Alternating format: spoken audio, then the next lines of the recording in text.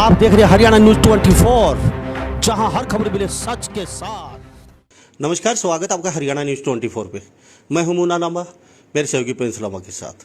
आज हम मौजूद हैं हिसार और हमारे साथ उपस्थित हैं रणवीर सिंह गंगवा, विधानसभा हरियाणा विधानसभा डिप्टी स्पीकर मेरे साथ मौजूद है और नलवा से दूसरी बार ये विधायक चुने गए हैं और अब की बार विधानसभा में डिप्टी स्पीकर के पद पे नियुक्त हैं और जनता की सेवा कर रहे हैं। ये तो जनता जनार्दन से जानेंगे कितनी सेवा कर पा रहे हैं जनता की डिप्टी स्पीकर के पद पर रहते हुए। और यहाँ हिसार में भी रहते हैं और नलवा विधानसभा में भी लोगों के बीच जाते हैं, आते हैं। हम फिर एक बार फिर दोबारा कहेंगे कि हम अक्सर रोज़ फ़ोन कर लेते हैं बीजेपी बड़े बड़े नेताओं के पास, तो सभी एक ही बात सुनने को मिलती है कि अब हम कैमरे को फेस नहीं करेंगे, थोड़ा दिन रुक जाइए। लेकिन हमने गंगवा जी के पास फिर दोबारा फ़ोन किया। इन्होंने कहा जी लाइव प्रोग्राम रखेंगे, जनता के सवाल होंगे और आपने उत्तर देने पड़ेंगे। यानी बोले कोई नहीं, बेखौफ होके आ जाइए, हम तैयार हैं इसके लिए। तो आज आप अभी अपना फ़ोन उठाइए और कॉल कीजिए 9588 पे। आपके जहन में कोई प्रश्न है या कोई बात उभज रही है, कई दिन से आप पूछना चाहते हैं और गंगवा जी से मिल नहीं पाए, किसी भी कोने में बैठे हैं इंडिया के, तो आप तुरंत अपना कॉल कर सकते हैं 9588 पे। बेबाक तरीके से अपनी बातचीत रख सकते हैं। हमारे साथ उपस्थित हैं आज बीजेपी के बड़े गद्दावर नेता हैं और डिप्टी स्पीकर हैं रणवीर सिंह गंगवा। तो गंगवा जी, हरियाणा न्यूज़ 24 का बहुत बहुत स्वागत है। नमस्कार जी। तो गंगवा जी क्या कहेंगे इस चीज़ को लेके? अभी जो किसान आंदोलन जिस तरीके से उफान पे है, यहाँ पे आपने भी देखा होगा हिसार में इतनी जनता, इतने किसान, उन पे फिर केस लगा दिए जाते हैं, उसके बाद फिर यहाँ मारामारी होती है, फिर वो केस वापस ले लिए जाते हैं। किस तरीके से देखते हैं इस चीज़ इन सब को आप? देखिए लांबा जी, जो जहाँ तक किसान आंदोलन की बात है, इसमें सरकार ने, केंद्र सरकार, वैसे तो ये स्टेट गवर्नमेंट का मसला नहीं है, सेंट्रल गवर्नमेंट का है। और सेंट्रल गवर्नमेंट ने भी पहले दिन से ही, शुरुआत से ही इन्होंने कहा है कि आपके किस क्लोज के ऊपर दिक्कत है, हम बातचीत के लिए तैयार हैं। और शुरू के अंदर जब किसानों से बातचीत की गई, जो डिमांड थी वो भी यही थी कि केवल इसके अंदर एमएसपी जोड़ दिया जाए और हमें कोई दिक्कत नहीं है। लेकिन धीरे धीरे जहां किसान आंदोलन था, वो जहां तक मैं समझता हूं कि कुछ जो विपक्षी लोग हैं उनके हाथों में भी आ गया, जिससे ये और जो दूसरा रूप ये धीरे धीरे जो है लेता जा रहा है। तो ये मैं ज़रूर आपको इस बारे में कहना चाहूँगा। बाकी सरकार किसानों के प्रति गंभीर है और माननीय प्रधानमंत्री नरेंद्र भाई मोदी जी का भी ये विजन है कि हम किसानों की आय को दुगुना करने का काम करें। जी गंगवा जी, पहला कॉलर है, ले लेते हैं आप। जी जी जी। तो हमारे साथ पहले कॉलर जुड़े हैं। सर नाम बताइए, कौन बोल रहे हैं, कहाँ से बोल रहे हैं? जी, मैं अनुराग लखवाल, राष्ट्रीय सचिव, वेटरन एसोसिएशन पूर्व सैनिक संगठन ऑल इंडिया। जी जी जी जी जी जी जी ऑल इंडिया के। हाँ जी, हाँ जी। बताइए सर, क्या प्रश्न है, क्या कहना चाहेंगे? सर, मैं पूछना चाहता हूँ, हरियाणा में हरियाणा शहरी विकास प्राधिकरण जो डिपार्टमेंट है वो माननीय खट्टर साहब के पास में है, मुख्यमंत्री साहब के पास में। और इस डिपार्टमेंट के अंदर 50 लाख से 1 करोड़ रुपए का डेली फर्जी बिल बनाए जा रहे हैं। फर्जी बिल भी कैसे? सीवरेज के नाम पर, सीवरेज सफाई के नाम पर और पाइपलाइन, वाटर पाइपलाइन लीकेज के नाम पर 4 आदमी पैसा खा जाते हैं। और ये 22 के 22 जिले में गेम चल रही है। हम ये जानना चाहते हैं, हमारे पास में इसके पूरा प्रूफ है। हम ये जानना चाहते हैं कि मुख्यमंत्री जी को इन लोगों का पता है कि नहीं पता है? अगर पता है तो वो चुप क्यों है? अगर नहीं पता है तो फिर भी वो उस कुर्सी के ऊपर, महत्वपूर्ण कुर्सी के ऊपर क्यों? जी जी जी जी, आपका प्रश्न साहब गंगवा जी ने सुन लिया है। हाँ, अभी जवाब ले लेते हैं, कॉलर और है वो भी ले लेते हैं। सर साथ साथ हमारे साथ कॉलर लगातार जुड़े हुए हैं और हम इतने फ़ोन नहीं उठा पाएंगे लोगों के, फिर भी कुछ कोशिश करेंगे हम लोगों के फ़ोन उठाने की, जहाँ तक हमारी कोशिश रहेगी। तो हमारे साथ पहले इनका जवाब ले लेते हैं। सर बता दीजिए क्या कहेंगे? देखिए, जो हमारी सरकार है, जीरो टॉलरेंस की सरकार का लक्ष्य मान करके और आदरणीय मनोहर लाल जी के नेतृत्व के अंदर चल रही है। और इस करप्शन को कम करने के लिए हर कदम उठाने का काम किया है। चाहे रजिस्ट्रेशन की बात हो, चाहे सारे ऑनलाइन करने की बात हो, चाहे आज गांव के अंदर ही बैठे बिठाए तमाम चीज़ें, चाहे बुढ़ापा पेंशन है, चाहे मेरी फसल मेरी ब्यौरा की बात है, चाहे और जो दूसरी चीज़ें हैं वो ऑनलाइन करके और टाइम बाउंड के ऊपर जो है वो उसको प्राप्त किया जा सकता है। जहाँ तक हुड्डा के अंदर अभी जो साथी थे उन्होंने जो बात उठाने का काम किया है, अगर इस टाइप का कोई प्रूफ अगर हो तो ये भेजने का काम करें। निश्चित रूप से मैं आपको एश्योर करता हूँ माननीय मुख्यमंत्री महोदय की तरफ से भी, अपनी तरफ से भी, कि हम उसके खिलाफ जो है कार्रवाई करवाने का काम करेंगे। अगर कहीं भी कोई इस तरह की अनियमितताएं जो पाई जाती है तो केवल कह देने से नहीं, अगर कोई प्रूफ हो तो देने का काम करें। निश्चित रूप से जो है वो कार्रवाई होगी। जी, शायद ही हमारे गंगा जी ने जो बोला है आप संतुष्ट हो चुके होंगे। जो आपसे आपके पास है तो वादा भी किया था, बीजेपी सरकार ने सत्ता में आई थी कि भ्रष्टाचार मुक्त कर देंगे, कहीं ना कहीं कुछ अंकुश जरूर लगा, ये भी हम कहना चाहेंगे। जी सर, कौन बोल रहे हैं? जी एक मिनट जी होल्ड कीजिए तक जी बताइए, हैदराबाद से। जी बताइए, क्या नाम है सर? सर पहले तो मैं आपको नमस्कार लामा साहब। जी थैंक यू। डिप्टी स्पीकर साहब को भी नमस्कार सर। नमस्कार जी। सर 1 मिनट का मेरे को बोलने का वो है कि देखिए सर, हम एक इंजीनियर हैं, हमने एक साथ मिलके हमारे रूममेट भी हरियाणा से, बराड़ा से, शाहबाद मारकंडा से, हरियाणा से सब थे। मैं पंजाब से हूँ। बेसिकली हम 17 साल से हैदराबाद में रह रहे हैं। लेकिन जो 16 मई को जो लाठीचार्ज हुआ हिसार में, इतनी दयनीय स्थिति किसानों की हमने जिंदगी में कभी नहीं देखी सर। जी। मतलब इतना ज्यादा, मतलब इतना अत्याचार करने का क्या जरूरत पड़ गया था सर हरियाणा सरकार को कि उनके ऊपर अत्याचार किया। और दूसरा मेरा एक ही प्रश्न है आदरणीय स्पीकर, डिप्टी स्पीकर साहब को, कि मोदी जी ने प्रॉमिस किया था, मोदी जी ने सबको प्रॉमिस किया था C2+50 का, स्वामीनाथन कमीशन का, MSP का कानून वो लागू करेंगे और सबको C2+50 के हिसाब से वो सबको MSP देंगे। इसके लिए अभी वो क्यों पीछे हट रहे हैं और इसके ऊपर कानून बनाने में दिक्कत क्या है? जी थैंक यू साहब। जी जी जी। एक ही सेकंड कृपया करके मेरा हाथ जोड़ के मेरी विनती है, इस चीज के लिए इनसे मतलब C2+50 के लिए कानून क्यों नहीं बना रहे, जो कि मोदी साहब ने खुद 2017 में बोला था हम इसके ऊपर कानून बनाएंगे। जी थैंक यू साहब। जी जी हाथ जोड़ के प्रश्न है, जी इसका जी जवाब जी जरूर ले लीजिए। जी अभी कोई दिक्कत नहीं, अभी ले लेते हैं सर। जी सर बता दीजिए क्या कहेंगे इसको लेकर। देखिए, अभी जो उन्होंने जो बात कही है, जो किसानों की बात है, हमें भी बड़ा दुख होता है इस टाइप की बातें करके। लेकिन 16 तारीख की जो बात है, माननीय मुख्यमंत्री महोदय यहाँ पर कोविड के जो अस्थाई हॉस्पिटल जो बनाया है उसका उद्घाटन करने के लिए आए थे। और यहाँ आज तो फिर भी सरकार के प्रयास से, हमारे डॉक्टर साहिबानों के प्रयास से आज स्थिति कंट्रोल के अंदर है। लेकिन उस समय पे एक एक बेड के लिए बड़ी भारी दिक्कत और परेशानी हिसार के अंदर थी। मैं खुद सुबह से लेकर के, सुबह 7 बजे से लेकर के रात को मेरे ख्याल से 12:30-1 बजे तक मेरे फ़ोन बंद नहीं होते थे कि हमें कोई बेड दिला दीजिए, ऑक्सीजन दिला दीजिए। इस टाइप का माहौल था क्योंकि बहुत ज़्यादा कोविड के केसेस आ रहे थे। उस हालात के अंदर समम माननीय मुख्यमंत्री महोदय, जहाँ केवल बेड का हॉस्पिटल, जो यहाँ जो 500 बेड का हॉस्पिटल जो यहाँ पे स्थापित किया था, वो भी माननीय मुख्यमंत्री के निर्देशानुसार उनकी देखरेख के अंदर केवल 15 दिन के अंदर वो तैयार किया गया और उसका उद्घाटन करने के लिए वो आ रहे थे। अब इन सारे साथियों का ये कहना है, या जो विपक्षी जो हमारे जो लोग हैं वो भी यही बात कह रहे हैं कि वर्चुअल कर लेते। आपदा के समय में प्रजातंत्र के अंदर चुनी हुई सरकार का मुखिया अगर लोगों के अंदर नहीं आएगा तो फिर कौन आएगा जी? जहां यहाँ कोई माननीय मुख्यमंत्री कोई किसी प्रकार की कोई जनसभा करने के लिए नहीं आ रहे थे। मैं आपके जो प्रेस के साथी भी वहाँ थे और लोग भी थे।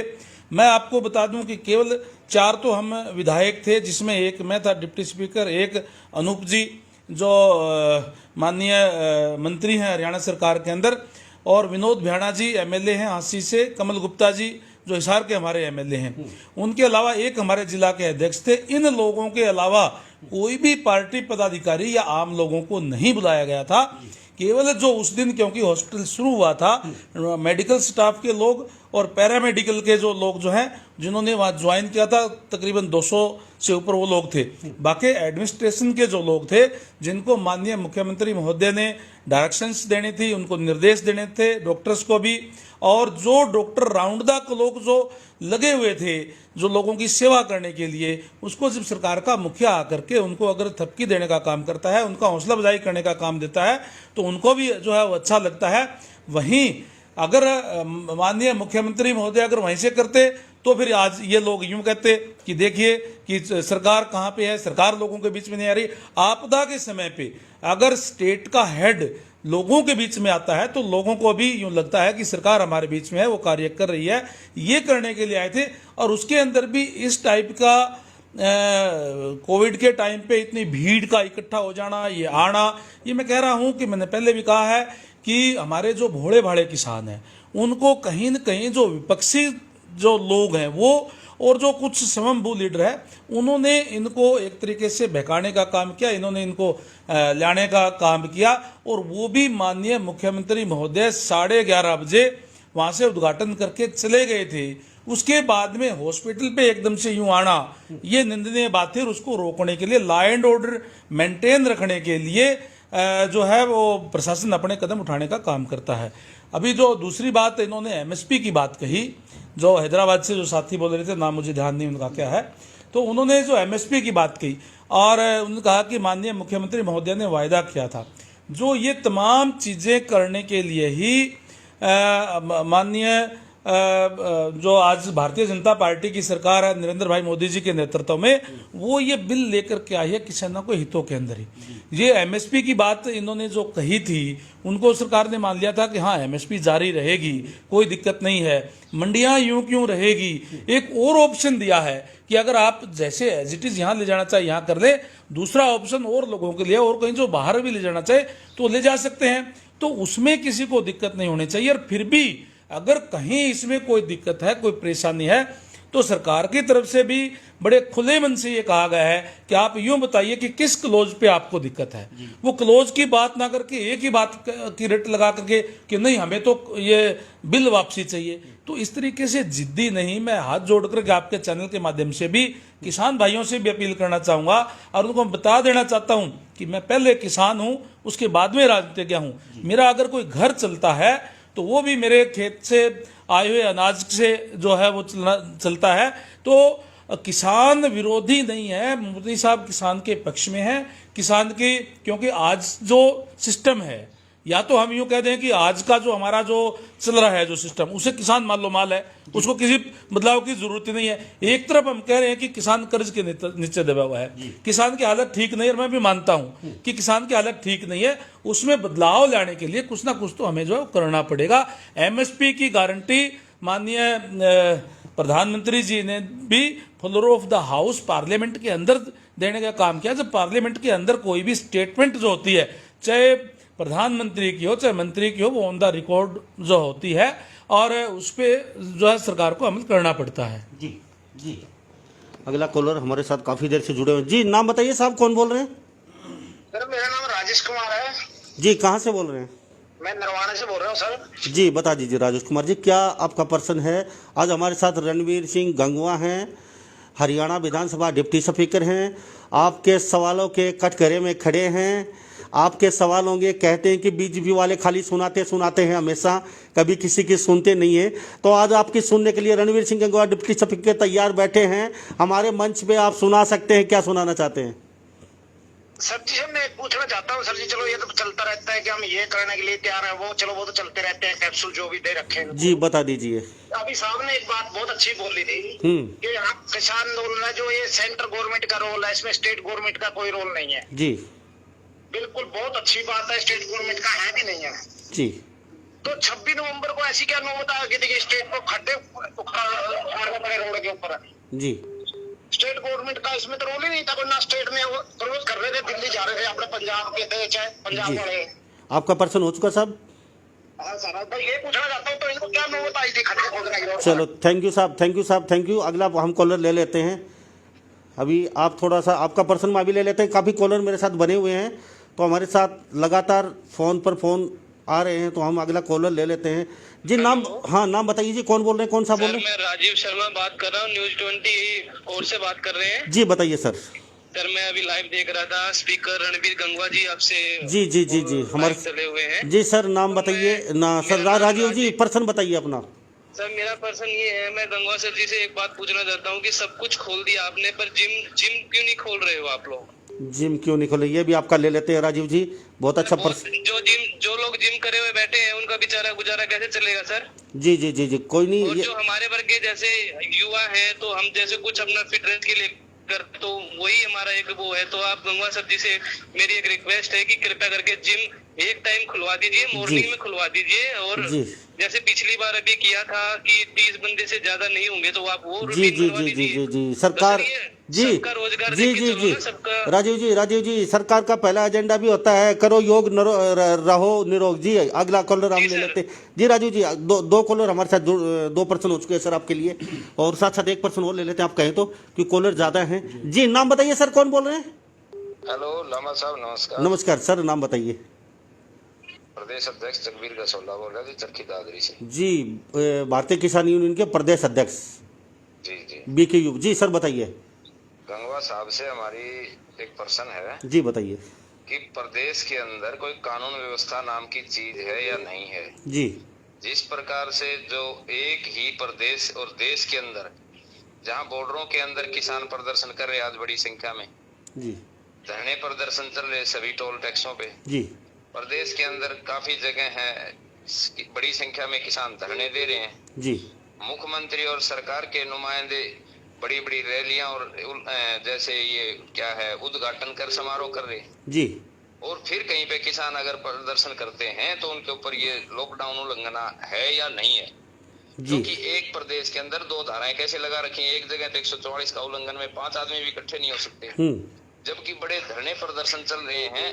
और या तो इनको सभी के ऊपर क्यों, अगर कोरोना की बीमारी की आड़ लेकर इस आंदोलन को खत्म करना चाहते हैं, सीधी बात है जी।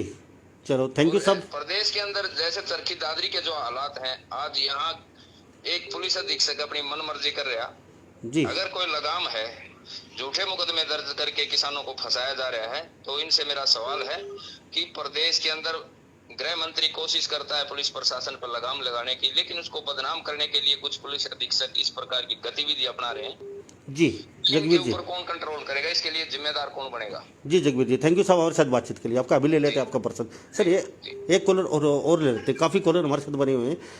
शायद आप फ़ोन कर सकते हैं, लेकिन एक कॉलर हमारे साथ और भी जुड़े हुए हैं, तो लगातार इतने फ़ोन हम अटेंड सब के तो नहीं कर पाएंगे। फिर भी जहाँ तक पॉसिबल होगा हम रणवीर सिंह गंगवा से आपकी बातचीत बेबाक तरीके से करवाएंगे, बेबाक तरीके से ही पूछेंगे।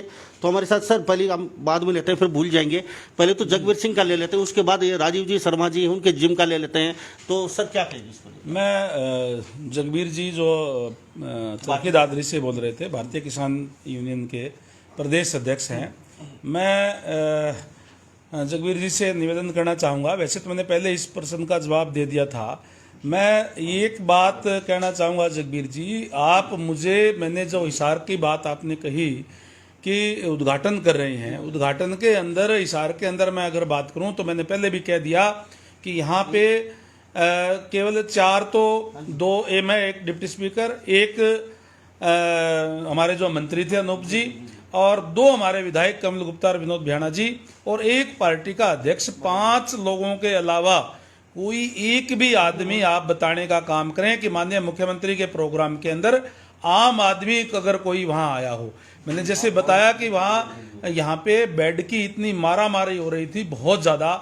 उस हालात के अंदर आप लोगों को धन्यवाद करना चाहिए माननीय मुख्यमंत्री महोदय का कि उन्होंने लोगों की जान बचाने के लिए, उनकी ड्यूटी भी है, और उन्होंने अपनी ड्यूटी ठीक तरीके से करते हुए लोगों को सुविधाएं देने का यहाँ काम किया। लोग मारामारी कर रहे थे कि हमारे को बेड नहीं मिल रहे, हमें आज बहुत ज़रूरत है ऑक्सीजन बेड की।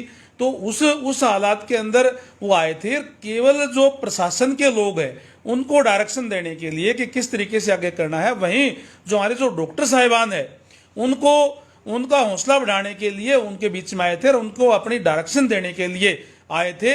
और वहीं जब इस तरीके से मुख्यमंत्री अगर जब आते हैं, सरकार लोगों के बीच में होती है, तो लोगों को कहीं न कहीं ये भरोसा होता है कि इस आपदा के समय के अंदर मुख्यमंत्री यहाँ पे है, वहाँ कोई भी लोग नहीं बुलाए गए थे कि कोई वहाँ कोई जनसभा की गई हो। केवल जो सुरक्षा कर्मचारी है वो जब माननीय मुख्यमंत्री आएंगे तो स्वाभाविक है कि वो आएंगे। किसान आंदोलन चल रहा था इसलिए कुछ संख्या में ज्यादा भी वो लोग आए, बाकी कोई आम लोग वहाँ कोई भी नहीं बुलाए गए थे। और अभी जो बात राजेश जी ने की नरवाना से, जी जिम को उनको नहीं, वो उन्होंने की थी शायद गड्ढे खोदने की बात। तो ये ठीक है कि ये सेंटर के कानून है और 26 जनवरी की उन्होंने बात की। कहीं भी कोई लॉ एंड ऑर्डर की, कोई लोग जब आते हैं ज्यादा तो लॉ एंड ऑर्डर मेंटेन करना स्टेट गवर्नमेंट की जिम्मेदारी है। उसको देखते हुए तमाम जो सिक्योरिटी के जो प्रबंध जो किए गए हैं वो स्टेट की जिम्मेदारी है, वो उन्होंने करने का काम किया है। और जो अब तक जिम की बात है, आज एक बार फिर से, क्योंकि हालात जो बहुत ज़्यादा खराब हो गए थे, मैं परमपिता परमात्मा को धन्यवाद करूंगा और हमारे डॉक्टर साहिबानों का भी, जो लोग इसमें लगे हुए हैं उनका भी तहे दिल से आभार व्यक्त करूंगा कि अभी हमारा स्थिति कंट्रोल के अंदर है। और एक सप्ताह के बाद अभी, क्योंकि 9 से 3 बजे तक तो खुला है ओड-इवन के हिसाब से, और जल्द ही ये स्थिति कंट्रोल में आ जाएगी तो जिम भी खुल जाएंगे। लेकिन सेहत सबसे पहले जरूरी है लोगों के। अगर जे सेहत कोरोना ने खराब कर दी तो फिर जिम में कैसे जा पाएंगे। इसलिए मैं राजीव जी से निवेदन करना चाहूंगा कि थोड़ी सी टाइम की बात है और सारा स्थिति जो है सामान्य हो जाएगी, कोई चिंता की बात जो है वो नहीं रहेगी। जी, तो हमारे साथ रणवीर सिंह गंगवा जी बने हुए हैं। अब बेबाक तरीके से अपने प्रश्न कर सकते हैं, उनसे पूछ सकते हैं उनके, और आज आपके सवाल और इनके उत्तर ये देंगे। जी साहब, नाम बताइए, कौन बोल रहे हैं? सर मैं धीरज बोल रहा हूँ सिकंदराबाद से। सिकंदराबाद से। जी धीरज जी बताइए, क्या प्रश्न है? हमारे डिप्टी स्पीकर साहब बैठे हैं, बीजेपी के अच्छे नेता हैं, बताइए क्या कहेंगे। सर मेरे को डिप्टी हाथ जोड़ के स्पीकर डिप्टी स्पीकर से एक ही प्रश्न है। ये G2+50 के भाई ने प्रश्न पूछा था एमएसपी का, ये बात गोलमोल कर गए। मेरे को एक ही प्रश्न है, अगर प्राइवेट सेक्टर वाला कोई भी एमएसपी को C2+50 का अगर कानून बनाया तो इसको उल्लंघन करेगा, उसके ऊपर एफआईआर का कुछ या कानून है कि नहीं है? इसको कृपया करके प्लीज इनसे क्वेश्चन इनका आंसर लीजिए, क्योंकि गोलमोल मत आंसर लीजिए इनसे। अगर प्राइवेट सेक्टर वाला एमएसपी का उल्लंघन करेगा उसके ऊपर क्या कानून है इनका? जी जी जी ले लेते हैं अभी। थैंक यू साहब, आपका दोबारा से हम प्रश्न पूछ लेते हैं। एक कॉलर और मेरे साथ बने हुए हैं, उनका भी कॉलर ले लेता है। हमारे साथ डिप्टी स्पीकर जी बने हुए हैं, रणवीर सिंह सर। पहले यही बता दीजिए पहले आप। देखिए, ये जो साहब ने प्रश्न पूछा है, इसमें ये जो कानून आया है, और जब तमाम लोगों ने इस बात का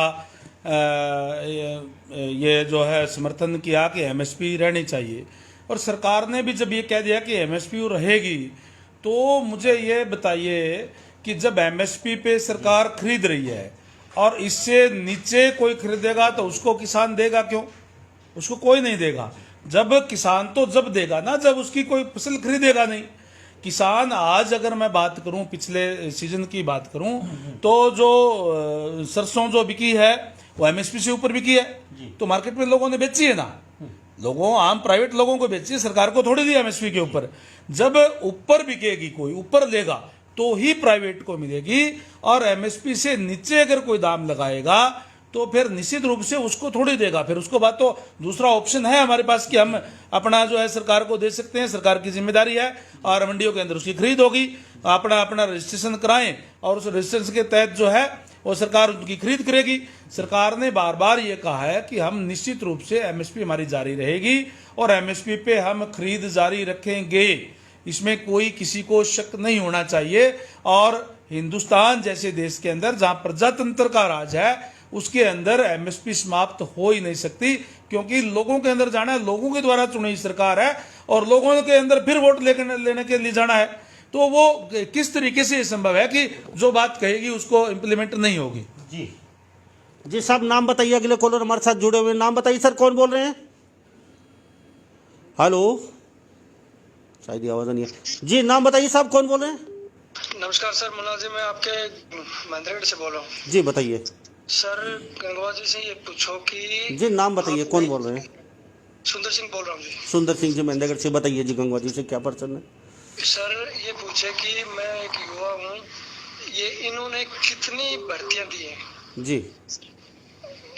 एसएससी के अंदर कितने लगाया, बस स्टेट कहाँ गया, कितनी भर्तियां कहाँ गई, डी ग्रुप कहाँ गई, हरियाणा पुलिस कहाँ गई? इनको ये पूछे कि हम युवा बेरोजगार हमारी एज जाती जा रही है। जी थैंक यू।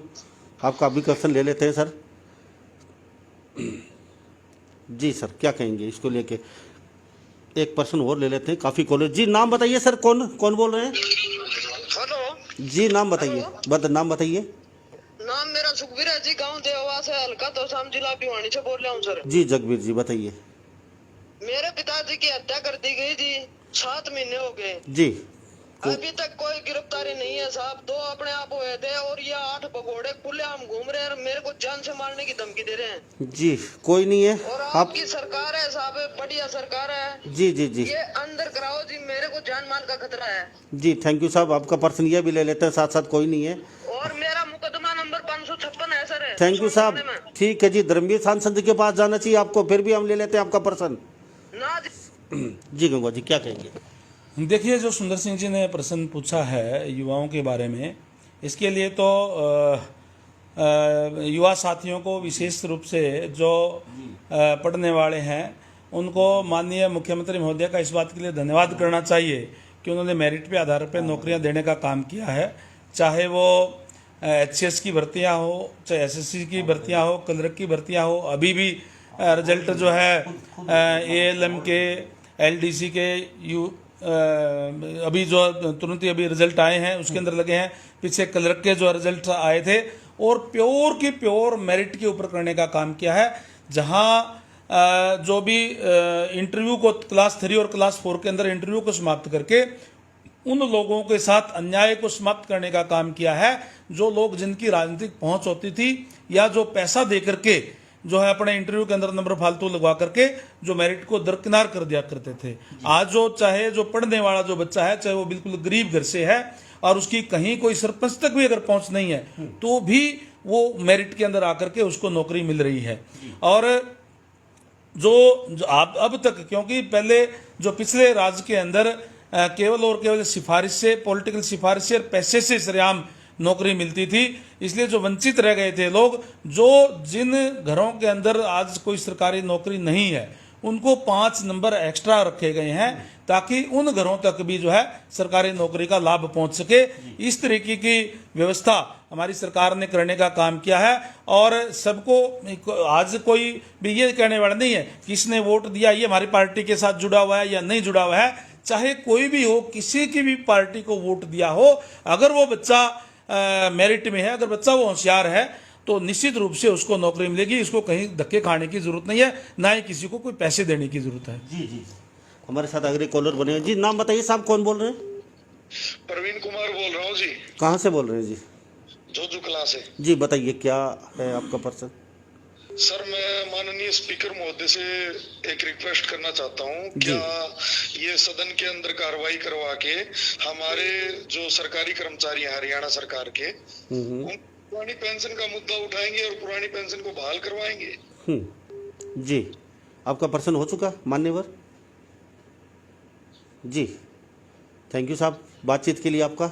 जी क्या कहेंगे इसको लेके आप? देखिए, इसके लिए वैसे तो पहले ही इस पे चल रहा है डिस्कस, और माननीय मुख्यमंत्री महोदय के भी संज्ञान के अंदर है। और जैसे ही जो डिस्कस होगी तो निश्चित रूप से मेरे ख्याल से पॉजिटिवली ये काम आपका होगा।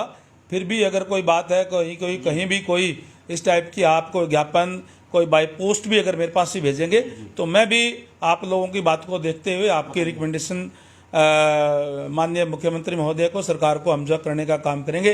लेकिन मैं आपको बताना चाहूँगा कि इसके ऊपर पहले भी कई वो चर्चाएं हुई है और निश्चित रूप से पॉजिटिवली आपका सोच के तहत, क्योंकि सोशल सिक्योरिटी आप लोगों के जो रहने चाहिए, मैं भी मानता हूँ, मैं इस बात का समर्थन भी करता हूँ। क्योंकि जब कोई भी आदमी अगर कोई रिटायर होता है तो उसकी पेंशन जो है वो होनी ही चाहिए। जी थैंक यू। जी अगला कॉलर हमारे साथ है, शास्त्री जी जुड़े हुए हैं और प्रेरक शिक्षकों को लेके कुछ इनकी है। प्रेरक शिक्षक घर पे क्यों बैठा रखे? शायद उनका फ़ोन कट चुका है, फिर भी हम आपसे वो बातचीत पूछ लेते हैं कि आत्माराम शास्त्री जी हैं, ये भी महेंद्रगढ़ से ही हैं और इन्होंने प्रश्न किया है कि प्रेरक शिक्षक सारे घर पे बैठे हुए हैं तो उनने आपका क्या बिगाड़ा है? गंगवा जी से पूछना, सरकार का क्या बुरा कर दिया इन लोगों ने? देखिए, जहाँ तक प्रेरक शिक्षा की बात है, मुझे लगता है कि शायद इसमें पीछे तो कोई कोर्ट केस था या कुछ इस टाइप का मामला था, और फिर भी इनका जो अगर कोई लिटिगेशन में या और कोई दूसरे मामले नहीं है, तो धीरे धीरे सारे मामले अब जो हमारी जो सरकार है वो तमाम चीज़ें ना शॉर्ट आउट करने का काम करती है। और जो युवा है इसका तो विशेष तौर से ख्याल जो है हमारी सरकार करने का काम करती है। जो प्रेरक का मामला है इसको भी इन्होंने कहा है, तो निश्चित रूप से इसके बारे में पूरा स्टडी करके देख करके कोई भी बात अगर जे कोई कोर्ट में या और कोई इस टाइप की नहीं होगी तो निश्चित रूप से उसको सिरे चढ़वाने का प्रयास करेंगे। जी जी हाँ बताइए जी, बताइए जी। जी ठीक है साहब, आपका प्रश्न हो चुका, बार बार एक प्रश्न दोहराने की जरूरत नहीं है। गंगवा जी हमारे साथ मौजूद है, वाजिब पर्सन है, सही आपके जो बनते हैं आज बेबाक तरीके से बातचीत कर सकते हैं। आज रणवीर सिंह गंगवा आपके सवालों के जवाब देंगे और बेबाक तरीके से आप कोई भी आपका मन में जहन में कोई उठ रहा है अपनी प्रश्न कर सकते हैं। जी नाम बताइए साहब, कौन बोल रहे हैं? नमस्कार साहब, नाम बताइए साहब, कौन बोल रहे हैं? जी जी बताइए साहब, क्या प्रश्न है? सर मेरा अपने स्पीकर साहब से यही पर्सन। हेलो जी आपकी आवाज़ हम तक आ रही है साहब, आप ना सिर्फ आप प्रश्न बता दीजिए। अपने स्पीकर साहब से यही पर्सन है जो फिलहाल में किसान आंदोलन चल रहा है, इसका क्या संज्ञान है? अपनी सरकार क्यों संज्ञान नहीं ले रही इसका? क्या संज्ञान चाहते हैं आप किसान आंदोलन का? थोड़ा सा खुल के विस्तार से पूछ सके ताकि हम। हेलो जी चलो, आपकी आवाज़ कम आ रही है, फिर भी हम आपका प्रश्न पूछ लेते हैं सर। थैंक यू जी। नाम बताइए सर, कौन बोल रहे हैं? हेलो लांबा साहब नमस्कार। नमस्कार साहब, नाम बताइए। मैं सुरेश कुमार बात कर रहा था। सुरेश कुमार जी कहाँ से बोल रहे हैं? सर मैं सापला से बात कर रहा हूँ। जी जी जी बताइए सुरेश कुमार जी। सर मैं स्पीकर साहब से एक मेरी रिक्वेस्ट है, जो हमने अपने फॉर्म भर रखे हैं किस चीज़ के? पटवारी का था, किनार पटवारी का था सर, उनको भरे हमारे को आज 3-4 साल हो गए हैं जी। क्या हमारी 5 साल जो हमारी एज चली गई वो सरकार हमारे को देगी कुछ? जी जी जी क्यों भर्ती नहीं निकाल रही है सर? क्यों फॉर्म क्यों टेस्ट नहीं ले रही है सर? हर काम हो रहा है जी। हर ग्रुप डी के फॉर्म की बार लिस्ट, वेटिंग लिस्ट बार लगा रहे हैं, कल रखी लगा रहे हैं। क्या अंदर हो रहा है सब कुछ? जी जी जी हमारे जैसे गरीब आदमी का क्या होगा सर? सर आपका प्रश्न। हम इतनी आस लगाए बैठे हैं सरकार से जी। कि हर ये कि नाजायज वो मतलब बिल्कुल सही तरीके से लगा रही है, टेस्ट क्लियर करके चलो बंदे लगा रही है, तो हम उस पर जो आस करे बैठे थे, सरकार एक भी टेस्ट नहीं ले रही है सर। जी थैंक यू आपका। ये हमारी 5 साल की एज का क्या करेंगे? ये 5 साल हमारे 5 साल रह गए हैं, तो सरकार उसको हमारे को देगी? सर आपका प्रश्न हो चुका सर, थैंक यू। हम अगला कॉलर भी ले लेते हैं सर। हेलो नाम बताइए सर, कौन बोल रहे हैं? हेलो जी नाम बताइए साहब, कहाँ से बोल रहे हैं, कौन बोल रहे हैं? सुरेश बोल रहा हूँ जी। जी सुरेश जी बताइए। जी स्पीकर गंगवा जी से एक बात पूछी थी। आप ही पूछना सर, आपके सामने बैठे हैं, आप जो बोल रहे हैं वो सुन रहे हैं, पूरा भारत देख रहा है, आप भारत सुन रहा है आपको अभी। बताइए। ये बोल रहे हैं कि अस्थायी हॉस्पिटल बना दिया जी। कम से कम जो स्थायी हॉस्पिटल है उसके अंदर इंजेक्शन पड़ा हुआ है। परसों 3 दिन पहले मैं देख रहा था, हार्ट अटैक का एक बच्चा के ना दो मतलब तड़प रहा था और सीएमओ ने वो इंजेक्शन नहीं दिया, बोला चंडीगढ़ से अप्रूवल। जी जी जी कोई नहीं सर, आपका पर्सन शायद इस ढंग से नहीं कर पा रही, आपकी आवाज़ भी मोबाइल की तेज आ रही है। जी सर नाम बताइए, कौन बोल रहे हैं? सर जी नमस्कार, मैं ग्राम पंचायत देवावर से सरपंच रामधारी लांबा बोल रहा हूँ सर जी। तोठाम हल्का है मेरा। जी जी जी जी बताइए। मेरा सवाल ये है कि मैं स्पीकर महोदय से ये पूछना चाहता हूँ कि सरकार ने पहले घोषणा की थी कि जैसे कोई भी फसल अगर मंडी के अंदर बेची जाएगी किसान के थ्रू तो उसका 72 घंटे में पैसा आ जाएगा जी। हमारे इलाके के अंदर बहुत से किसान जो है भटक रहे हैं, न तो कोई मंडी वाला बतावर न कोई बंकाड़ा बतावर, बेरोजगारी की समस्या हो रही है भाई। बहुत ऐसे किसान है जिनका पैसा उनके अकाउंट में नहीं आ रहा है। थैंक यू साहब, आपका पर्सन हो चुका, अभी ले लेते सर। बता दीजिए क्या कहेंगे। देखिए जहाँ तक किसानों की बात है, इनकी बात बिल्कुल वाजिब है लंबा साहब की, कि हमारा ये वायदा है कि 72 घंटे के अंदर उसकी किसान की पेमेंट हम करेंगे, और अगर लेट हुई तो उसको ब्याज समेत करेंगे, और इस वायदे पे कायम है सरकार। लेकिन क्योंकि जो व्यवस्थाएं हैं इस टाइप की, जो क्योंकि पहले डायरेक्ट किसान के खाते में पेमेंट नहीं जाती थी, और किसान भाई भी कहीं अपना खाता बताने में या कहीं कोई नाम की गलती रह गई हो, इस टाइप के कुछ एक किसान है जिनके खाते में पेमेंट नहीं जा पाई, बल्कि मैक्सिमम किसानों के खातों में डायरेक्ट पेमेंट टाइम पे जा चुकी है। इस टाइप के जो किसानों की बात है, कहीं कोई खाते में, कहीं कोई उसमें चढ़ाने में जो फसल का रजिस्ट्रेशन करा उस टाइम पे कहीं कोई कमी रह गई। कमी इसलिए रह सकती है क्योंकि ये नया जब भी कोई काम करना शुरू करना होता है तो उसमें थोड़ा सा टाइम लगता है, क्योंकि लोगों को भी पहले पता नहीं था कि किस टाइप से अपडेट करना है। अब धीरे धीरे अपडेट हो जाएगा तो आगे से कोई दिक्कत नहीं आएगी। और जिन किसानों को पैसे नहीं मिले हैं उनको कोई चिंता करने की जरूरत नहीं, अपने कागज ठीक वो करवाएं, ठीक करवाने के तुरंत बाद उनको जो उनकी पेमेंट उनके खाते में जाएगी। किसी को किसी तरीके की चिंता करने की जरूरत नहीं है। ये नहीं है कि उनकी कोई फसल के पैसे कहीं कोई चले गए, मैक्सिमम खातों में पैसे चले गए। कुछ एक लोग हैं, जैसे मैंने पहले कहा, कि जो ठीक तरीके से अपडेट नहीं हो पाए थे, उनके नहीं जा पाए। मेरे पास भी कुछ 2 4 5 7 ऐसे साथी आए थे और उनके कागज ठीक करवाने का काम किया है। मैं इनसे कहूंगा कि अपने अपने किसान लोग अपने खाते जो है वो ठीक करवा लें और उनके जो है कागज ठीक करवा लें, उसके बाद में उनके पैसे चले जाएंगे।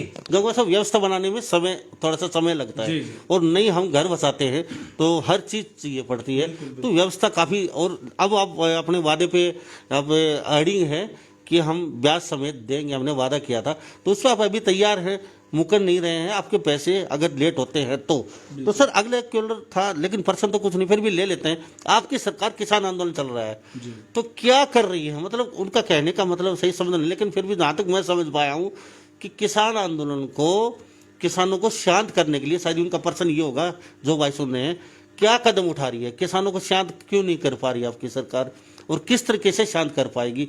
शायद ही मेरे भाई जिसका पर्सन था सुन रहे होंगे। जी, निश्चित तौर पर मैं तमाम जो किसान भाई है उनसे भी हाथ जोड़ कर निवेदन करूंगा कि सरकार आपके प्रति गंभीर है। कहीं भी कोई भी इस आंदोलन को राजनीतिक भेंट ना चढ़ने दें। जो लोग अपनी केवल राजनीति चमकाना चाहते हैं, वो लोग, कुछ एक लोग गुमराह करने का काम करते हैं, उस पर ना जाकर के पूरी गंभीरता से देखते हुए कि मोदी साहब ने, किसी ने कोई 2000 रुपये की मांग की थी, जो हर 6 महीने जो है उन्होंने जो देने का काम किया है, तो वो उस 2000 की कीमत उस किसान को पता है जो 1 एकड़ का किसान है, 1-2 एकड़ ठेके के लेके होता है, उसकी बुआई हो जाती है, उसका डीजल आ जाता है, उसको उसकी कीमत का पता है, क्योंकि वो उन्होंने उस किसान के दर्द को समझने का काम किया है। और भी जो अब जो जहां बिल की बात है, इसके अंदर भी एमएसपी निश्चित तौर पर रहेगी। प्रधानमंत्री जी भी कह चुके और हमारी स्टेट जो गवर्नमेंट है वो भी, माननीय मुख्यमंत्री महोदय भी इस बात को कह चुके, तो उसके बाद भी कोई संशय नहीं रहना चाहिए। और दूसरी बात ये कि आज जो कानून है उस पर माननीय सुप्रीम कोर्ट की रोक है, आज वो हमारे यहाँ कोई लागू ही नहीं है। तो इसके ऊपर इस कोरोना काल के अंदर तो इतना बवाल वैसे ही जो है वो नहीं होना चाहिए था। मैंने जैसे पहले कहा, केवल जो लोग विपक्षी जो लोग हैं वो बहकाने का काम करते हैं, उस बहकावे के अंदर हमारे किसान भाई जो है वो ना आए और वास्तविकता को समझने का काम करें कि जिस कानून के ऊपर आज सुप्रीम कोर्ट की रोक है, उसके ऊपर इस कोरोना काल के अंदर भी अगर बेड कोई हॉस्पिटल का उद्घाटन करने के लिए आते हैं तो उस टाइम पर हंगामा कराने का काम करते हैं, तो उन लोगों की जो लोग करवाने का काम ये कर रहे हैं उनकी मंशा समझनी चाहिए। और मैं विशेष रूप से जो हमारे विपक्षी दल के जो नेता हैं उनसे भी विशेष तौर से गुजारिश करना चाहूंगा कि आप लोग, राजनीति करने के लिए और बहुत टाइम है, इस कोरोना के टाइम पर कम से कम हमें इस टाइप की राजनीति जो है वो नहीं करनी चाहिए। जी, थैंक यू। अगले हमारे साथ कॉलर जुड़े हुए जी, नाम बताइए साहब, कौन बोल रहे हैं, कहाँ से बोल रहे हैं? मेरा बजेंद्र है, मैं शाहबाद से बोल रहा हूँ। डिप्टी स्पीकर साहब बहुत बड़ा चीज बोल रहे हैं। सिर्फ अभी तक इन्होंने 3 प्रश्न हो गए, अभी तक C2+50 जो मोदी साहब ने कंफर्म किया था उसके ऊपर लीगल कानूनी जामा बनाने की बात क्यों नहीं कर रहे, बात क्यों कर रहे हैं? ये लीगल जामा एमएसपी के ऊपर क्यों नहीं दे रहे? उसको अडानी हो, अंबानी हो, कोई भी परचेज करता, ओपन मंडी होने दो, उसके नीचे कोई परचेज करेगा तो उसके ऊपर कानूनी कार्रवाई होगी। इसके ऊपर डायरेक्ट क्यों नहीं आंसर दे रहे, ये बात क्यों घुमा रहे हैं? जी मेरा हाथ जोड़ के निवेदन है, अभी गारंटी कानूनी जामा एमएसपी पर क्यों नहीं दे रहे? थैंक यू साहब, थैंक यू। आपका पर्सन शायद ही सुन चुके हैं और आपका जवाब भी अच्छे तरीके से, कई लोगों के आपके पर्सन आ चुके हैं। हम अगला कॉलर ले लेते हैं जी। साथ साथ जी नाम बताइए सर, कौन बोल रहे हैं?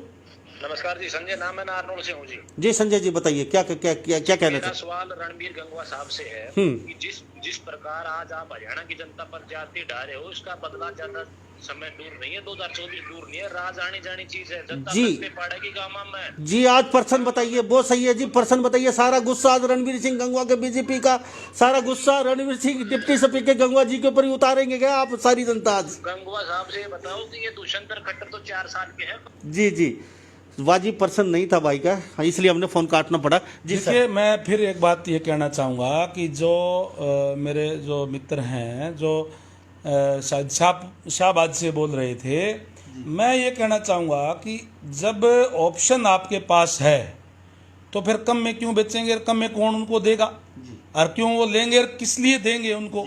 ये तो सवाल ही पैदा नहीं होता कि कोई भी, जब आपका माल एमएसपी में बिक रहा है तो उससे नीचे कोई आपका कोई खरीदेगा, ये तो असंभव सी बात है ना।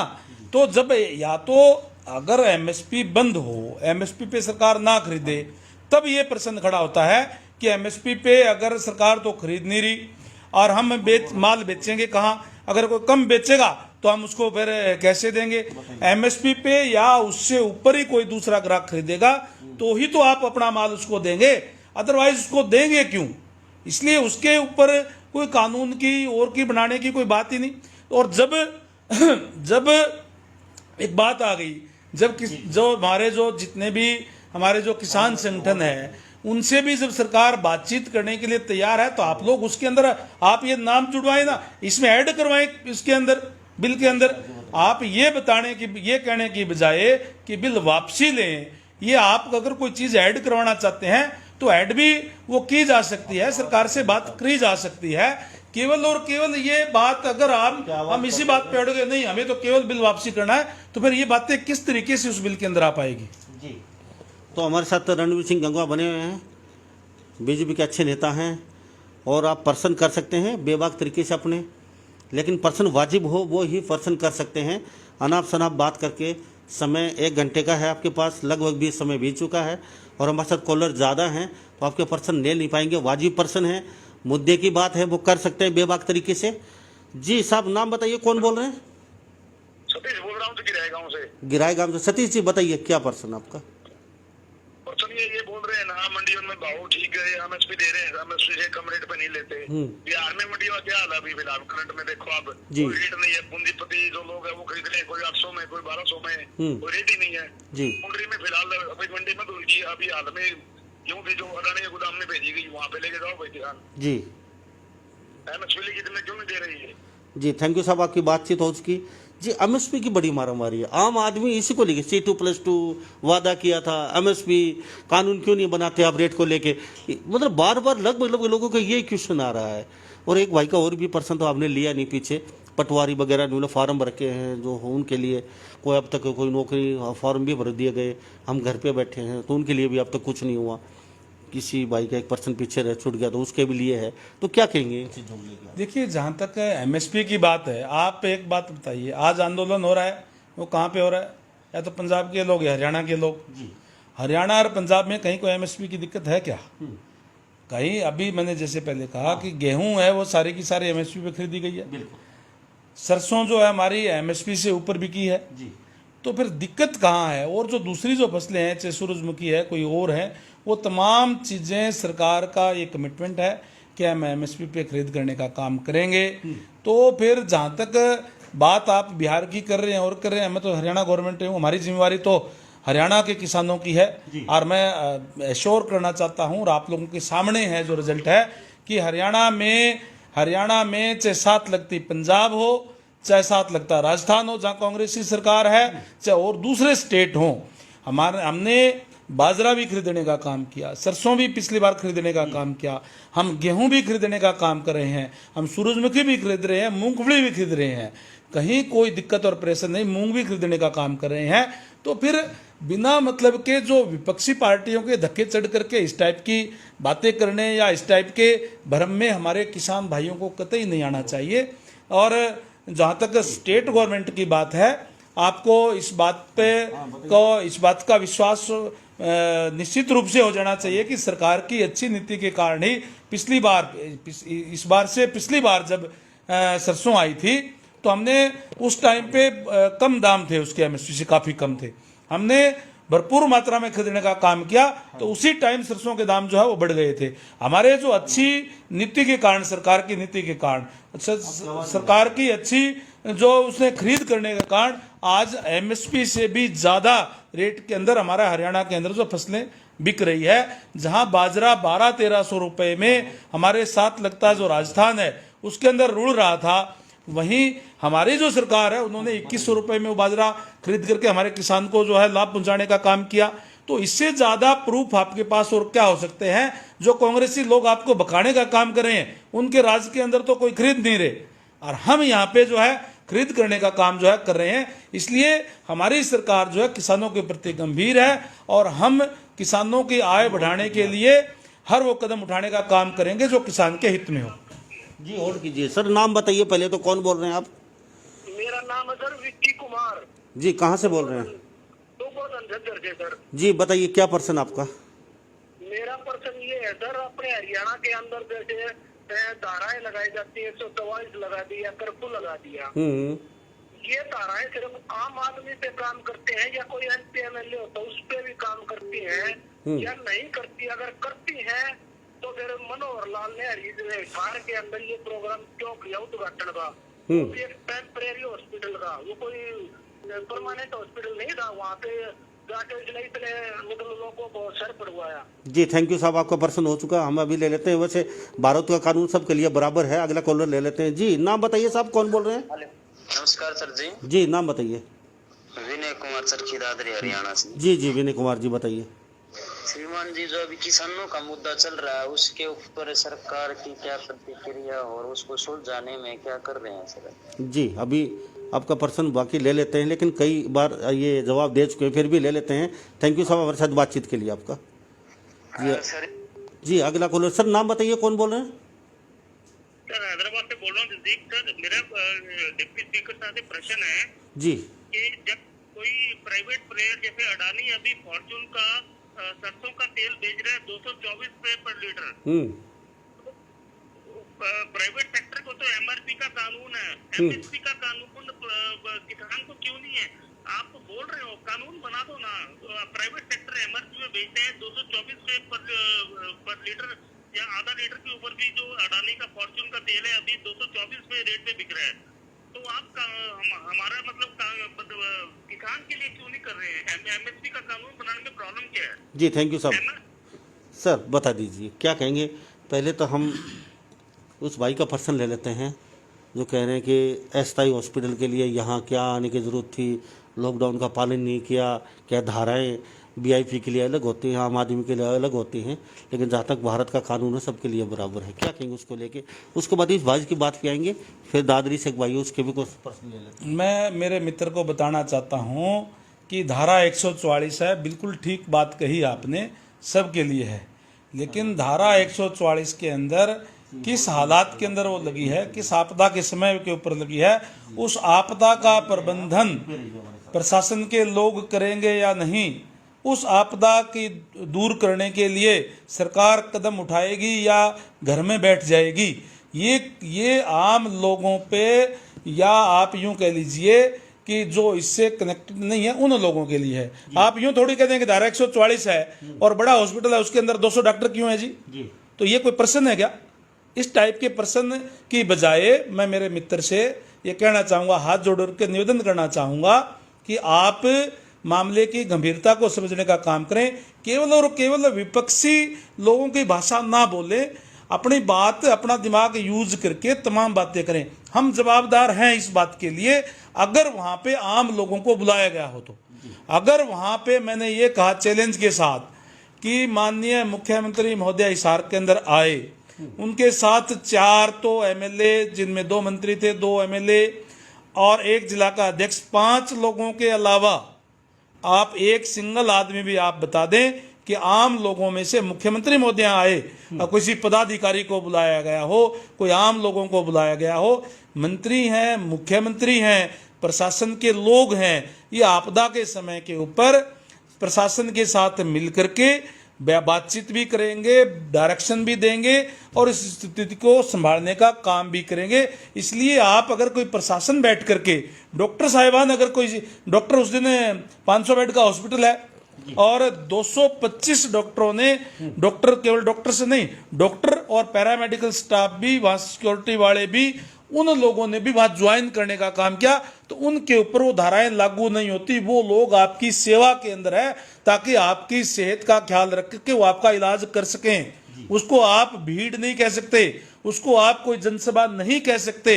और जहां डीसी और एसपी प्रशासन के लोग, अफसर जो लोग गए थे, उनको माननीय मुख्यमंत्री महोदय डायरेक्शन दे रहे थे कि आपने किस तरीके से व्यवस्था देखनी है, तो उसको आप कोई रैली नहीं कह सकते, उसके ऊपर कोई धारा 144 लागू नहीं होती। ये मैं आपको कहना चाहता हूं। ये कोई आम लोग या खास लोग की बात नहीं है, ये बात है आम लोग और प्रबंधकर्ता की बात है। जो प्रबंध करता है वो अपना कार्य करेंगे, वो नहीं करेंगे तो फिर स्थिति को संभालेगा कौन और स्थिति कैसे संभलेगी।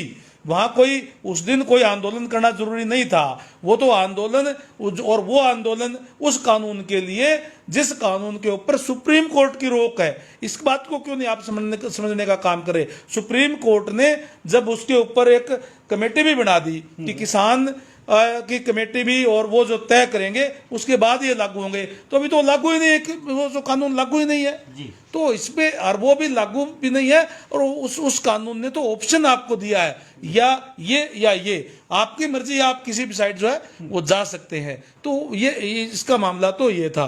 जो बात आपने कही कि जो भर्ती प्रक्रिया की बात जो है HSSC देखती है और वो अपना काम कर रही है समय समय के ऊपर, अभी क्योंकि कोरोना काल भी है और भी है, उस हिसाब से, और जो डिपार्टमेंट्स हैं उसकी जो भी रिक्वायरमेंट आती है कि हमें इतनी वैकेंसी चाहिए, उस हिसाब से वो एग्ज़ाम भी करा रही है, लगातार भर्तियां भी हो रही है। ऐसे SDC की भी भर्ती हुई है, LDC की भी हुई है, अभी ALM की हुई है, उससे पहले क्लर्क की हुई है। तो तमाम भर्ती प्रक्रिया जो है वो लगातार चल रही है। उससे पहले जो वो टीचर भर्ती हुए थे PTI वाली, उनके एग्जाम हुए थे, उनकी भर्तियां हुई है। तो ये तो कंटिन्यूस प्रोसेस है, वो अपना काम जो है वो कर रहे हैं। वही जो अलग से डिपार्टमेंट उनका है वो ये चीज़ें सारी वो देख रहे हैं जी। तो हमारे साथ कॉलर अगले जुड़े जी। नाम बताइए साहब, कौन बोल रहे हैं?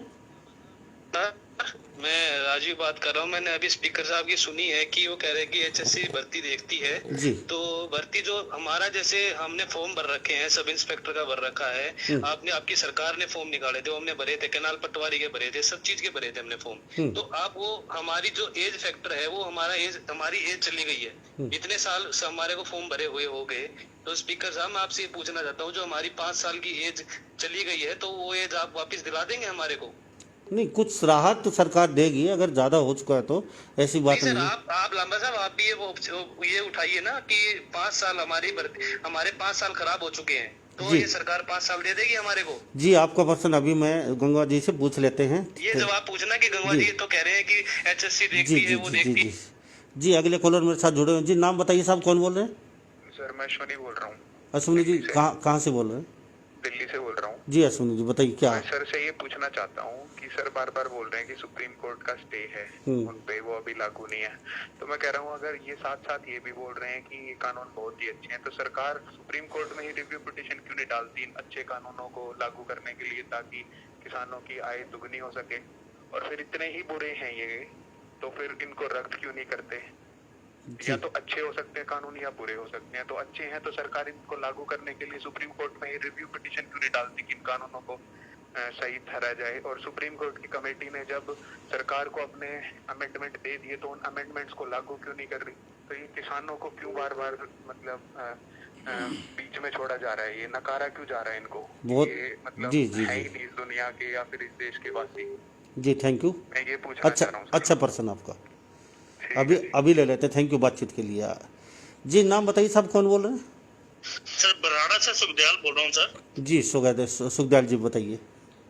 सर मेरा डिप्टी स्पीकर साहब से प्रश्न है, ये बार बार बोल रहे हैं कि कानून स्टे है या कानून मतलब जो भी है, मतलब इसको रोक लगी हुई है। स्टे तो टेम्परेरी है। इनसे प्रश्न ये है कि क्यों नहीं ये जो पहले 3 मीटिंग हुई थी किसानों की, उसको लाइव करके एक एक क्लॉज का डिस्कशन हुआ था पूरा। तो मेरा इनसे आग्रह है, सब कुछ हो चुका है, इसको रद्द करके किसानों को खुशी वापस क्यों नहीं भेज रहे? मतलब ये सब इनका भी फायदा होगा, किसानों का भी फायदा होगा। और किसान मतलब स्टे तो टेम्परेरी है, इसको परमानेंट स्टे मत मानिए। एक हाथ जोड़ के इनसे विनती है। थैंक यू बातचीत के लिए आपका। जी क्या कहेंगे साहब? देखिए, अश्विनी जी ने जो प्रश्न किया वो बहुत अच्छा प्रश्न किया, और मैं अश्विनी जी आपसे निवेदन करना चाहूँगा, आपने ठीक कहा कि उसके अंदर अमेंडमेंट करके और उसको लागू क्यों नहीं करवा देते। तो जब अमेंडमेंट के लिए सरकार तैयार है, बातचीत के लिए सरकार तैयार है, तो आप कृपया करके जो हमारे जो किसान संगठन के लोग हैं, आप उनसे भी कहने का काम करें कि ठीक है कि आप बिल वापसी की केवल क्यों जिद बांधे हुए हैं, आप इसके अंदर अमेंडमेंट करिए ताकि किसानों का भला हो। जिन जो कहीं कि आपको ये लगता है कि इस क्लोज से किसानों को दिक्कत है, तो वो क्लोज हटवाने का काम करें। सरकार इस बात के लिए तैयार है, वो कह ही रहे हैं बार बार कि हम तैयार हैं, तो क्यों नहीं उसके ऊपर विचार जो है किया जाना चाहिए।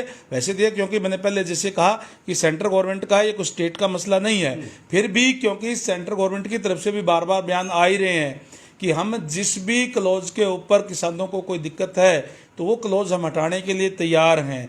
और अभी जो बराड़ा साहब ने जो कहा, जो बोल रहे थे कि ये अच्छे कानून है तो लागू क्यों नहीं करवा देते, और बुरे हैं तो हटवा क्यों नहीं देते, ये बात अगर आप यूँ कह रहे हैं कि ये अगर अभी जो मौजूदा जो व्यवस्था है, फिर बार बार हम क्यों कह रहे हैं। मैं खुद किसान हूँ, मैं कह रहा हूँ कि आज किसान की हालत अच्छी नहीं है, किसान कर्ज के नीचे है, तो उसके अंदर कोई नई व्यवस्था लागू करने की ज़रूरत है या नहीं है। अगर यही से पुराना डरे पे चले गए तो किसान की हालत कैसे सुधरेगी। किसान अपना व्यापार, अपनी फसल जो है, कोई भी अगर जो पढ़े लिखे युवक है, कोई और है जो 5, 7, 10 आदमी मिलकर के दूसरी जगह अगर 2 पैसे मुनाफे में उसको बिक सकती है, तो वो कहाँ क्यों नहीं ले जाए। तो इस बात की ये कानून इजाज़त देता है। अगर जहाँ एमएसपी की बात है, तो एमएसपी की गारंटी प्रधानमंत्री जी ने पार्लियामेंट के अंदर दे दी, और सरकार इस बात पे राजी भी हुई कि ठीक है हम एमएसपी की गारंटी देने के लिए तैयार। तो फिर बात कौन सी रहेगी, नुकसान कौन सा है, कृपया वो भी बताने का काम करें। और वो भी उस डिस्कस करके, जो हमारे जो किसान संगठन के लोग हैं वो डिस्कस करके, जब भी सेंट्रल गवर्नमेंट के साथ बातचीत हो उनके आगे कोई बात रखे। केवल और केवल एक ही बात पे अड़ जाना कि हम तो केवल और केवल ये चाहते हैं कि वापसी कराएंगे, ये कोई प्रजातंत्र के अंदर कोई अच्छी बात नहीं है कि इस तरीके से बैठ करके कानून वापस हो। बल्कि उस पर एक अच्छे ढंग से चर्चा करके जो अच्छी चीज़ है उसको लागू कर देना चाहिए। और जो चीज़ अगर कोई, मैं ये नहीं कहता कि ना जी कोई चीज़ वो होगी नहीं, हो सकता है एक आधी चीज़ आपको ये लगे कि हाँ ये ठीक नहीं है, उसको सरकार अगर वापस करने के लिए तैयार है तो फिर उसके बाद हमें कोई किसी भी तरीके की कोई दिक्कत, कोई परेशानी नहीं होनी चाहिए। उस पर हमें भी खुले मन से विचार करके किसानों के हित के अंदर जो बात है उसके ऊपर अमल करते हुए इन कानूनों को जो लागू करवाने चाहिए। जी, एक दिल्ली से भाई का प्रश्न था, उन्होंने कहा अगर इतने अच्छे कानून हैं तो सरकार कोर्ट में जाके कोर्ट से लागू करवा दीजिए, अगर बुरे कानून हैं तो फिर कोर्ट में जाके वहाँ से रद्द भी करवा सकते हैं।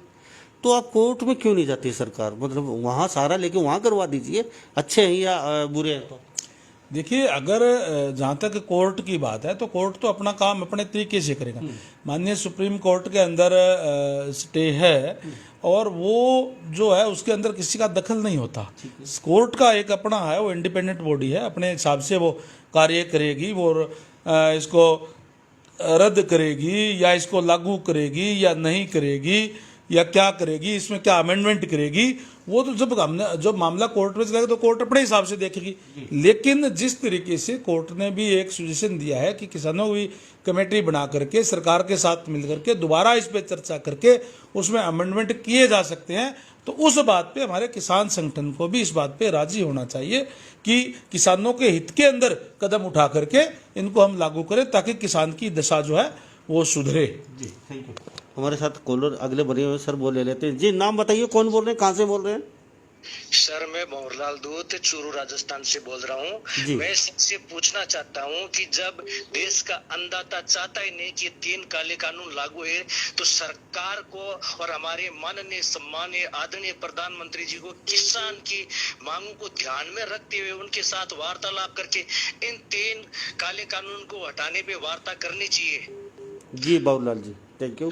दूसरा सवाल सर मेरा आपसे ये है कि अगर हम 2 गज मास्क है जरूरी 2 गज की दूरी रखते हैं, तो देश का चाहे वो सीएम रहे चाहे देश का कोई भी कैबिनेट मंत्री रहे, यदि वो उसका अनुसरण करेंगे तो राज्य के सभी नागरिक उनका अनुसरण करेंगे। इसलिए उनको भी 2 गज की दूरी रखनी चाहिए और उनको व्यवस्था करने के लिए वो फ्री है, आजाद है, जब चाहे जहाँ व्यवस्था कर सकते हैं। लेकिन आज गाँव की ये हालात है कि गाँव में न तो अच्छा डॉक्टर है और न गाँव में ऑक्सीजन की व्यवस्था है और न गांव में मरीजों को सही तरीके से देखा जा रहा है। जी जी जी, बाकी राजस्थान में कांग्रेस की सरकार है बाबूलाल जी, आपको बताना चाहेंगे हम?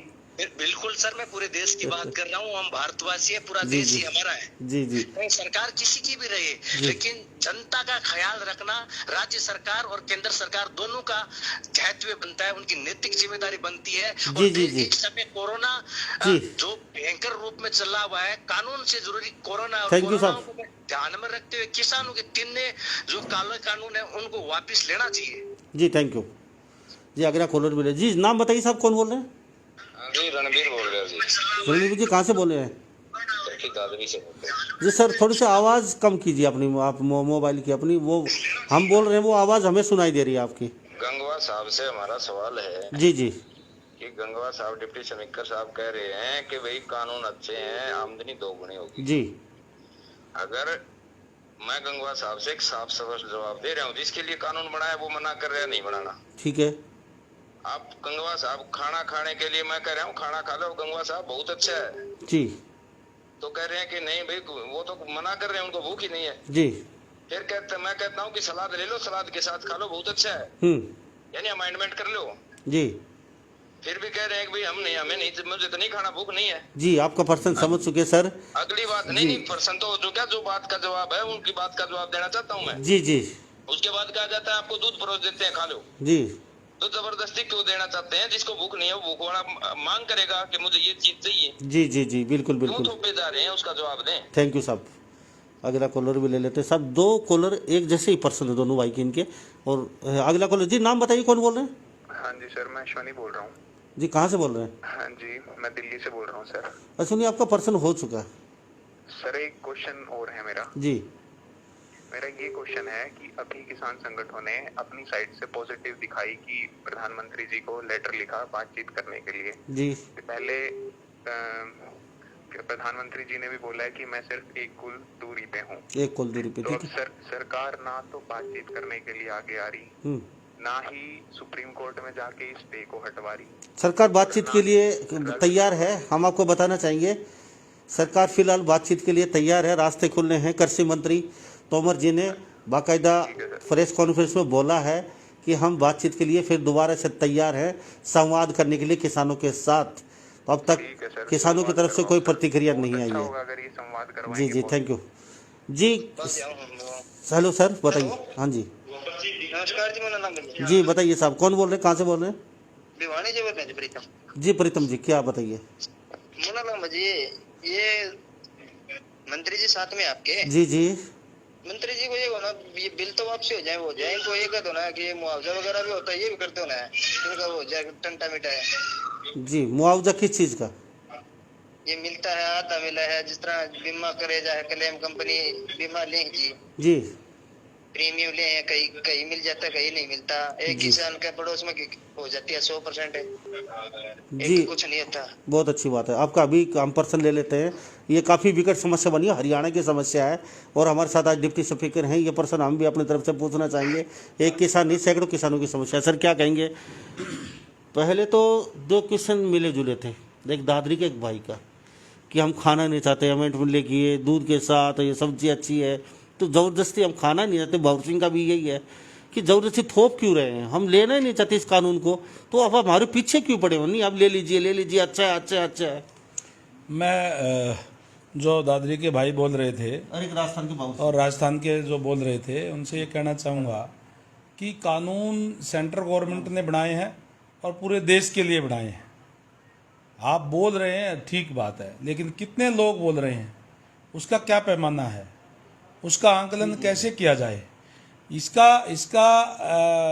यहाँ हमारे देश के अंदर कितने किसान हैं और उन किसानों में से कितने किसान बोल रहे हैं।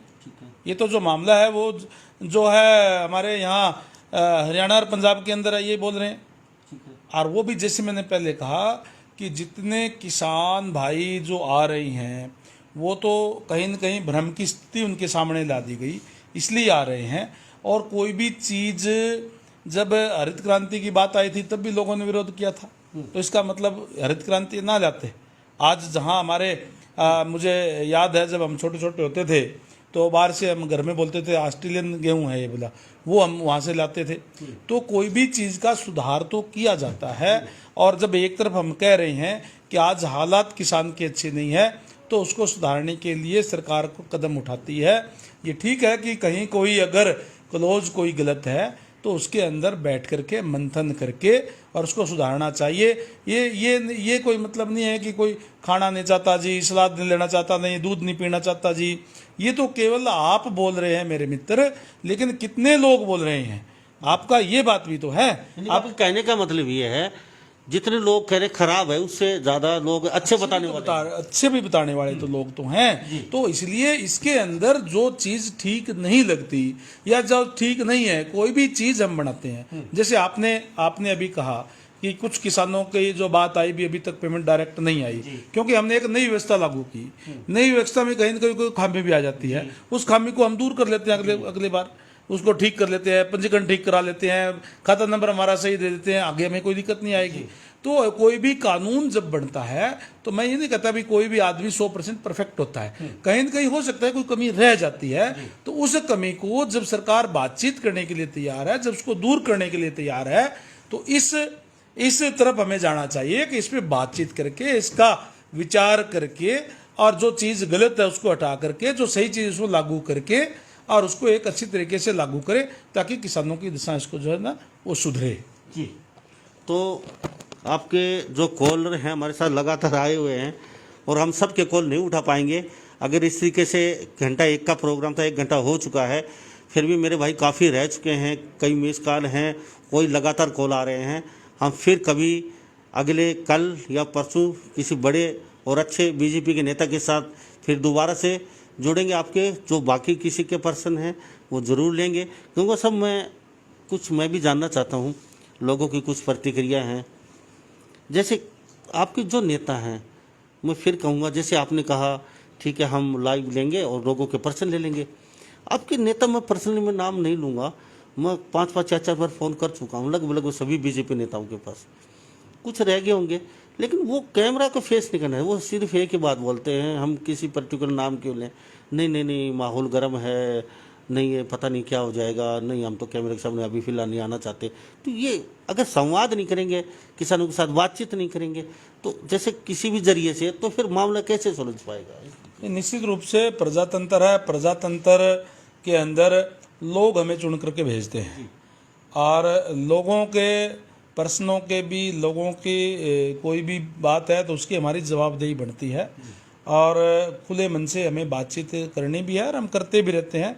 मैं तो सुबह से लेकर शाम तक लोगों से मिलता हूँ, गांव से लोग भी आते हैं, बातचीत भी करते हैं, कोई समस्या है तो उनको भी दूर करने का काम करते हैं। और आज सरकार में होने के नाते हमारी बात सुनने की जिम्मेदारी भी है और उनका जवाब देना, उनको संतुष्ट करना भी हमारी जिम्मेदारी है। तो हम तो स्पष्ट तौर पे लोगों के अंदर रह करके उनकी बात सुनते भी हैं और करने का प्रयास भी करते हैं। जी, तो गंगा जी हमारे साथ बातचीत के लिए, और लोग शायद ये देख रहे हैं लगभग पूरे इंडिया में और बाहर विदेशों में हमारे चैनल को देखा जाता है, तो लोग कहीं ना कहीं आपके जवाब से संतुष्ट होंगे। नहीं हो तो फिर कभी मिलेंगे रणवीर गंगा जी के साथ, फिर दोबारा भी आप अपने पर्सन कर सकते हैं। अगर संतुष्ट नहीं है फिर भी, तो आपका बहुत बहुत स्वागत, धन्यवाद, थैंक यू। आप देख रहे हैं हरियाणा न्यूज़ 24, जहां हर खबर मिले सच के साथ।